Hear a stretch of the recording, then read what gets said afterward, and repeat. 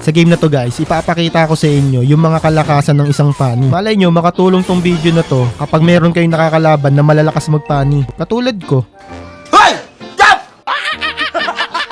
Kapag may pani kayong kalaban, huwag kayong gagaya sa tune na to, tumayo lang siya. Nawala siya tuloy bigla. At eto, huwag kayong papakampante, hindi porket walang energy yung pani. Mabibigyan nyo na yan. Eh, naka-bloody retribution ako, sama mo pa yung heal ng kalabaw. Ayun, tumba yung link. Ito ang iiwasan nyo kapag may kalaban kayong pani tapos low na kayo. Kasi madali lang kayong mahahabol ng...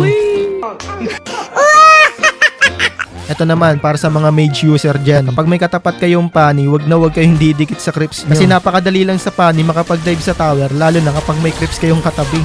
O, diba? O, dito naman tayo. Hanggat maaari, kapag may katapat kayong pani, tatapatan nyo to agad ng mga malalakas na crowd control. Katulad ni Franco, yung suppress niya. Di katulad na itong Beleric. Tingnan nyo, dinadive ko lang tuloy sa tower yung ling nila. At eto pa, kapag bibigyan nyo ang isang pani, dapat may kasama kayo. Hindi yung ikaw lang mag-isa kasi hindi mo kakayanin. Tignan mo tong suyo, ang kulit. Sabi sa'yo, dapat may kasama kayo. Ikaw pa tuloy yung nabigyan. Ito yung sinasabi ko sa inyo. Kapag may katapat kayong pani, dapat may pang-hold kayo dito. Katulad nito, libre lang ako nakaka-cable kasi walang nag-hold sa akin eh. Pero wala naman napatay. Gago ka ba?